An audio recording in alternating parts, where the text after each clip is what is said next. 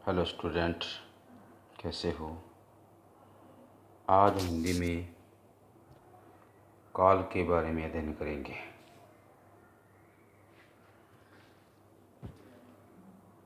काल, यह बिंदु कहाँ से आया।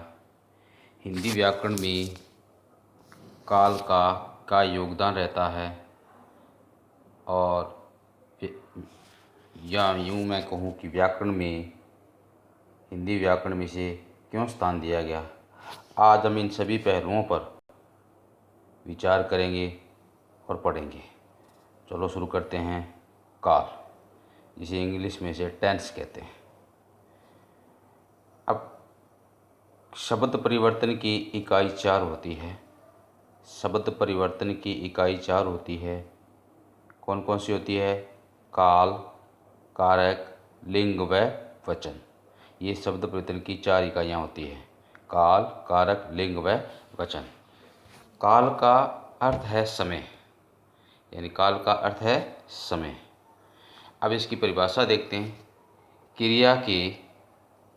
क्रिया के जिस रूप से उसके होने का समय मालूम हो।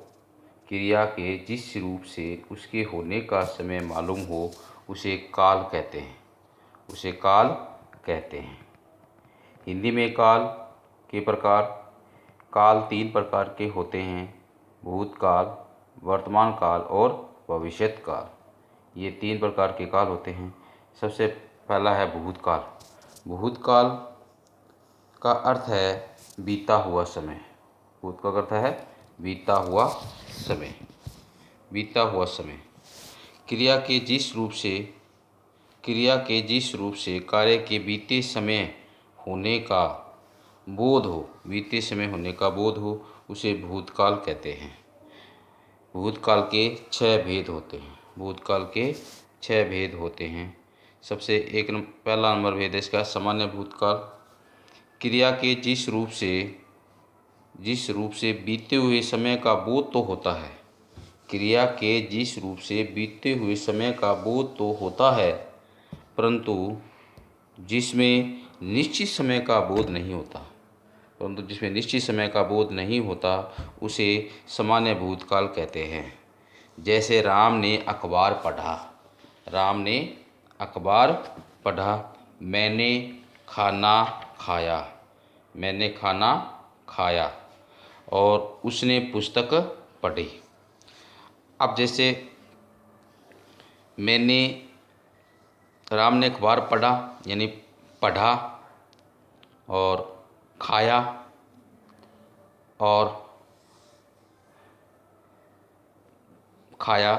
आदि क्रियाओं के पूर्ण होने का बोध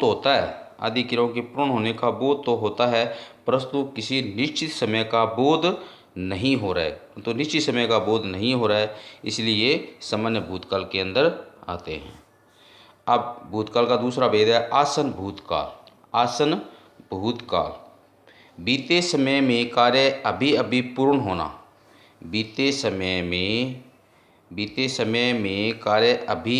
पूर्ण होना आसन भूतकाल कहलाता है। यह मतलब कार्य तो भूतकाल में हो, लेकिन अभी जैसे पूर्ण हुआ है, उसे आसन भूतकाल कहते हैं। जैसे राम ने अखबार पढ़ा है, मैंने पत्र पढ़ा है, मोहन गया है, मैंने लेख लिखा है।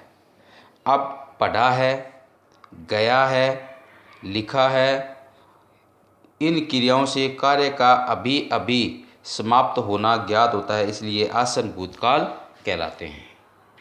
अब भूतकाल का तीसरा भेद है पूर्ण भूतकाल। क्रिया का जिस रूप से यह पता चले कि कार्य समाप्त हुए काफ़ी समय हो चुका है, उसे पूर्ण भूतकाल कहते हैं। एक बार फिर सुनिए। क्रिया के जिस रूप से यह पता चले कि कार्य समाप्त हुए काफ़ी समय हो चुका है, उसे पूर्ण भूतकाल कहते हैं। जैसे मैं पढ़ चुका था, गीता ने पुस्तक पढ़ी थी, मोहन गया था। तो इन वाक्यों में पढ़ चुका था इन वाक्यों में पढ़ चुका था, गया था। क्रियाओं से कार्य के समाप्त क्रियाओं से कार्य के समाप्त हुए बहुत समय बीत जाने का बोध हो रहा है, इसलिए पूर्ण भूतकाल की क्रियाएं कहलाती हैं। अब भूतकाल का चौथा भेद है अपूर्ण भूतकाल। अपूर्ण नाम से पता चल रहा है, अपूर्ण क्रिया के जिस रूप से कार्य के बीते हुए समय में जारी होने का बोध हो रहा है, उसे अपूर्ण भूतकाल कहते हैं। जैसे राम अखबार पढ़ रहा था, मोहन जा रहा था, गीता पुस्तक पढ़ रही थी। ये अपूर्ण भूतकाल है। अब उसके बाद भूतकाल का पांचवा बिंदु है, पांचवा भेद यानी संदिग्ध भूतकाल। संदिग्ध का मतलब यहाँ पे संदेह की स्थिति है। संदेह यानी अर्थात संशय की स्थिति।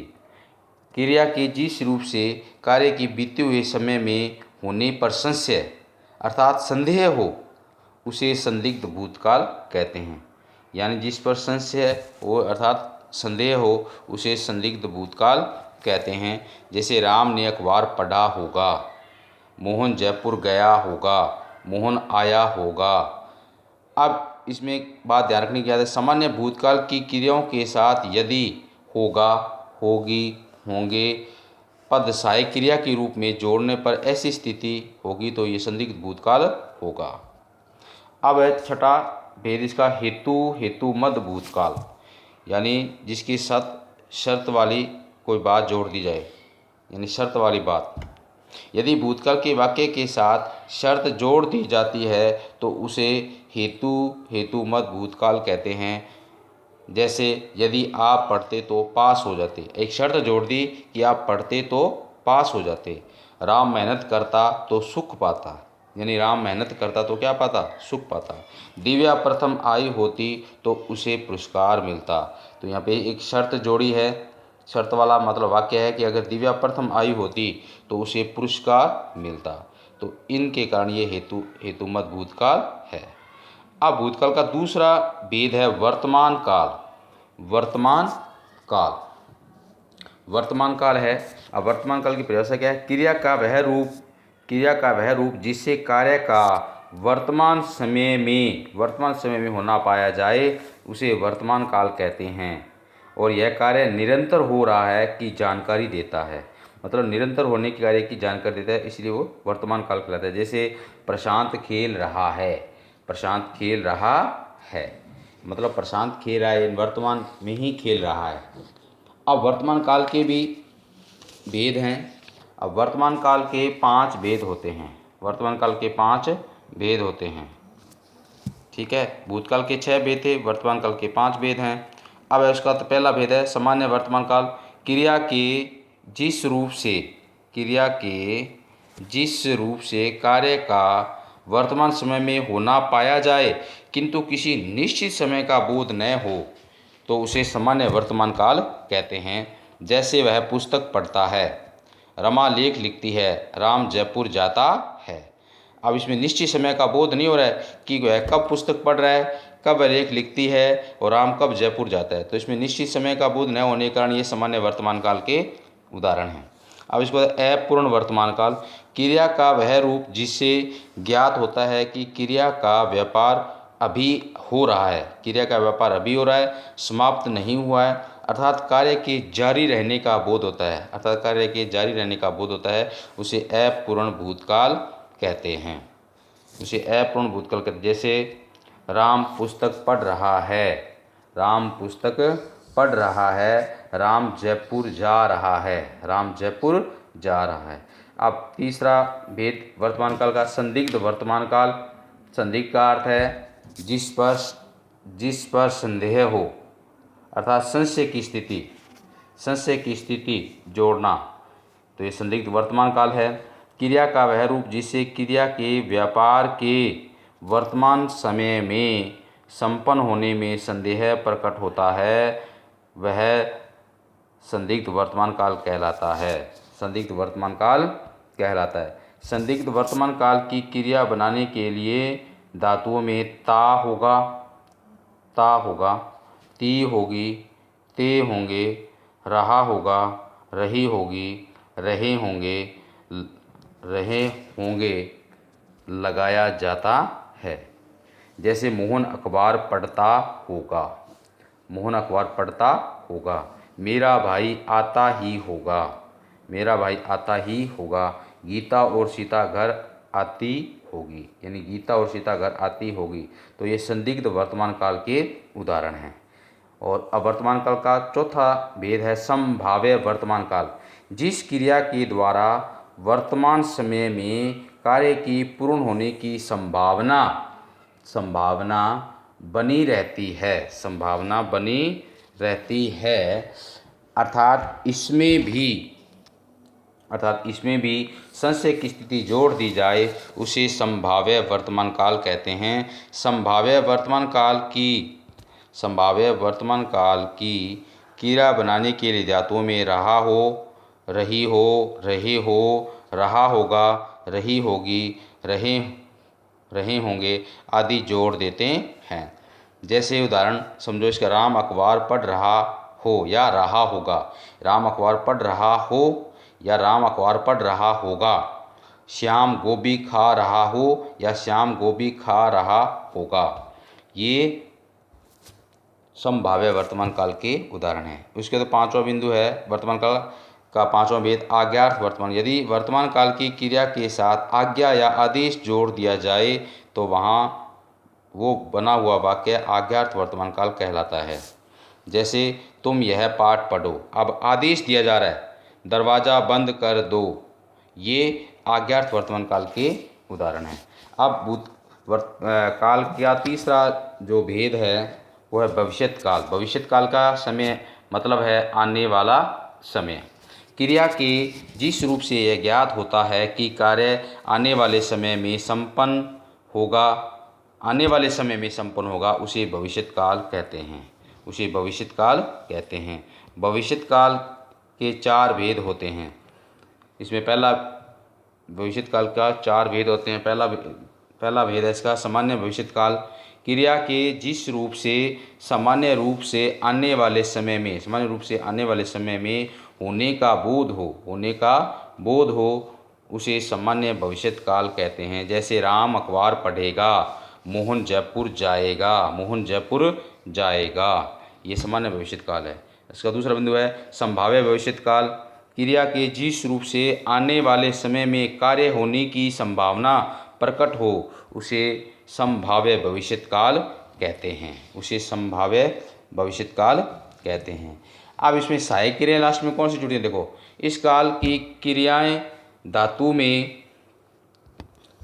ए, आई, ओ, ऊ आदि जोड़ देते हैं। जैसे शायद राम जयपुर जाए, मैं लेख लिखूं। ये संभाव्य भविष्यत काल के उदाहरण हैं। अब इसका भविष्यत काल के अंदर तीसरा भेद है अपूर्ण भविष्यत काल। क्रिया के जिस रूप से कार्य भविष्य में तो होता रहेगा उसे अपूर्ण भविष्यत काल कहते हैं। जैसे संसद में बहस चलती रहेगी, तुम्हारा झगड़ा तो होता ही रहेगा, माता पुत्र की राह देखती रहेगी। यानी क्रिया के जिस रूप से कार्य भविष्य में होता रहे, मतलब भविष्य में होता रहे और वो पूर्ण न हो, उसे अपूर्ण भविष्यत काल कहते हैं। जैसे संसद में बहस चलती रहेगी, अब चलती रहेगी, अब ये कार्य पूर्ण नहीं हो रहा है, इसलिए अपूर्ण भविष्यत काल के उदाहरण हैं। अब इसका चौथा भेद है पूर्ण भविष्यत काल।